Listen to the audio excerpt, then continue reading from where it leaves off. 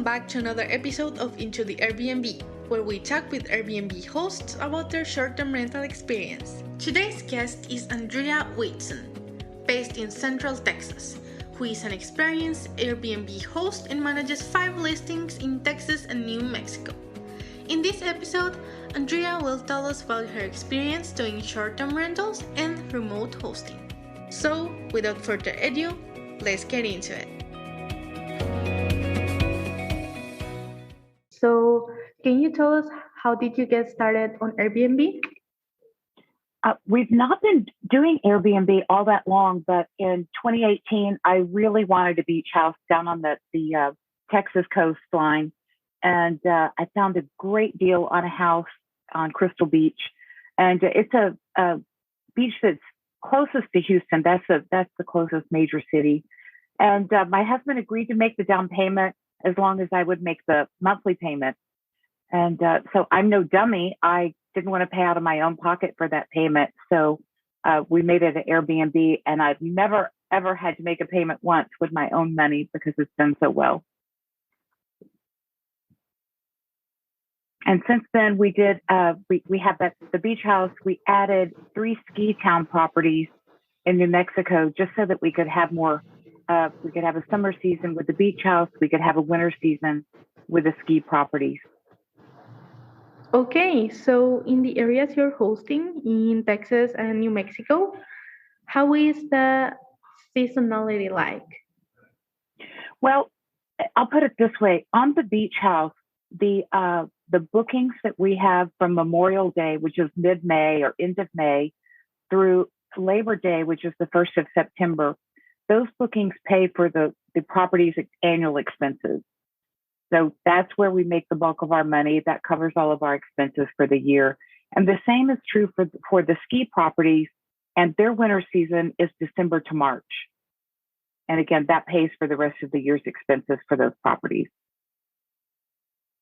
And that gives us income as well. But we always try to pay for the properties with the seasonality, and then anything else is profit. Mm-hmm. I understand. So in the high season versus low season, how is your average occupancy rate like in both of those places? Well, I don't so much look at it that way because our ski properties we acquired in September of 2020. So we don't have a long history. What I would say is all of our properties together, and we just added another one, the urban area right outside of Austin. It's our first non-tourist location home that we added. So that's the fifth house. So we average right now 67% occupancy across all properties year round. I see. And do you remote host the ones in New Mexico? Yes. Yep. And even the beach house, we do that remotely because it's a 5-hour drive from us. So we do all of those remote and have teams in place in those tourist locations. Oh, so 4 of them are remote hosted? Yes. Okay, great. And can you tell us about your experience with remote hosting? It's actually, we've done it from the beginning because we didn't open with a house that was near us. We now have one, and it's much easier with it near you. The remote hosting, though, as long as you have a cleaner and a handyman, and you have very, very good systems, very good record keeping, the remote hosting is very simple. There are so many tools and resources available in terms of applications to help you with your communications, to help you with your pricing, to help with all of your bookings. So the remote management to me is just part of how it is, and we've been able to work it very well. Good. And how did you manage to get a good team to help you in your listings?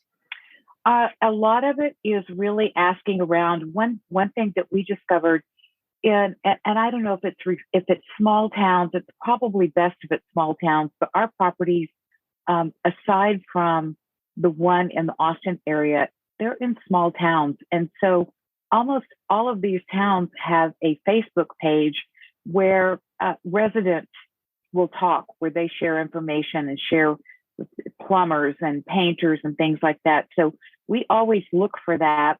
And that gives us a great way to find someone in an emergency and also find out who other people use. A lot of times it's other hosts, but it could be residents as well. So we typically get our cleaners that way. Now we've been through a couple of cleaners in the beach house property, and we just start asking around and finding out who does cleaning and who is able to. One thing that we find really critical is that we be able to book them digitally. So when a booking comes in, they get noticed right away. What we don't want to do is be having to send texts and emails and calling them to give them our schedule. But we haven't had any problems finding cleaners, but we've definitely had problems maintaining the right level of cleanliness with our cleaners. Mm-hmm. And I think I assume now in my Austin property I've not had that issue, but it hasn't been online all that long. We went live in December. So the cleaners, I think part of it is really trying to get the best real relationship you can get with them, get to know them personally. At Christmas we send gifts. You know, they're our friends, they're our partners. And so right now our cleaner in the coast area, they've really begun to partner with us and really treat it like it's their income as well. And it is literally, but still the day-to-day people who are cleaning the house, that's really where you can run into problems, because if they have a lot of back-to-back bookings, they're tired, the season is really busy. When they start failing, that's when things get really rocky. So it's really important on the cleaners to have someone who has a team of cleaners versus one person cleaning everything. Yeah, I agree with that completely. And about the areas you're hosting, sorry, how is your average occupancy rate like in the high seasons versus the low seasons? I'm trying to think. Like I said, the majority in the high season were probably 90%. Now, what I will say is we use Airbnb only. We do not book through VRBO, and we've just had some bad experiences. So that does limit, how the occupancy, potentially that limits it. The other thing is in our properties, we try to make sure it's a reasonable amount of people in the house. We don't try to get in every bed that you could possibly get in there to increase occupancy and the daily rate. But we are occupied enough so that we have bookings that pay for the rest of the year. I'll say that. Sounds good. Sounds good. And throughout the year, what is your pricing strategy? Well, we have actually just moved to dynamic pricing through Price Lab. So we began that in the fall of last year. So what the difference is so far, right? We don't have a lot of history to really look at it, but what we're finding is the occupancy is less, but the daily rate is much more. So we're actually making more money and having less wear and tear on the house. We're definitely getting to a point where we'll have to decide, okay, now that we're making the money we wanted to make, and we could choose to increase the occupancy. There's some value add things we could do to bring up the occupancy. But I will say that once we went to that dynamic pricing, it really changed the game instead of us trying to manually do that, which we had done for a couple of years. I understand. So you would recommend people to use like a dynamic pricing solution instead of pricing by yourself? Yes. Yep. Okay. It's Yes. not only is it easier, there's just things that they're aware of that depending on how many properties you have, you may not know about local events that drive high occupancy. And that is all part of the dynamic pricing where there's visibility to that and the trends in people booking. So again, depending on how many properties you have, that gets really hard to keep up with. So the dynamic pricing certainly is a much easier way to go. And the added bonus to the dynamic pricing actually is we're not questioning it if our house is worth that much or not. We're seeing what other people are charging. We're seeing what the rates are, and Mm-hmm. it's supporting the rates. So we don't have a skewed view then about what the house might rent for. So it sort of depersonalized it, which has helped us make more money. Okay, good to hear about your experience with that.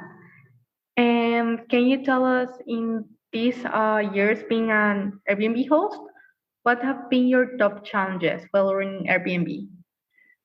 The only, what I'll say is every unit, when we first take it online, every unit is bumpy. And I can't tell you why. It's not one thing, it's several things. So for about 2 months, usually we keep our prices, low to get people in there. And we use that as a testing ground to find out what needs to be fixed, what is not working for guests. So I would say always anticipate, at least in our experience, that it's going to be bumpy the first 1 or 2 months. After that, every time it smooths out and then we have almost no problem. The ongoing challenge, I'll go back to the cleaning. I can overcome most everything else, but what I can't overcome easily is a cleaner who I had one time where a cleaner, I don't know if her child got sick or something, but she left the cleaning job right in the middle of it and didn't tell anyone. So the guest shows up and the mop and the bucket and all of that is out there. So again, I'm looking more for cleaning companies at this point. But I think cleaning will still be a challenge because no one's going to clean it. And it's not only cleaning it, but it's also staging it for Airbnb for the guests. So I find that very challenging.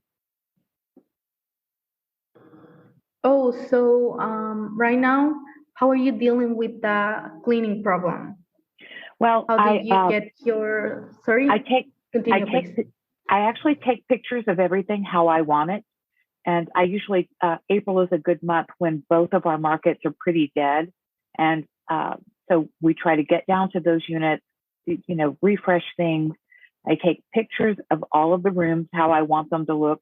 I take pictures of my supply closet, how I want them to keep the supply closet inventory and all of that. So I'm putting systems in place that help them make it's easier for them to let me know what's going on, but I still find there just they just don't look at it with the same eyes as a host and owner does. So I think really that will continue to be a challenge. Yeah, I understand completely, and I agree with that.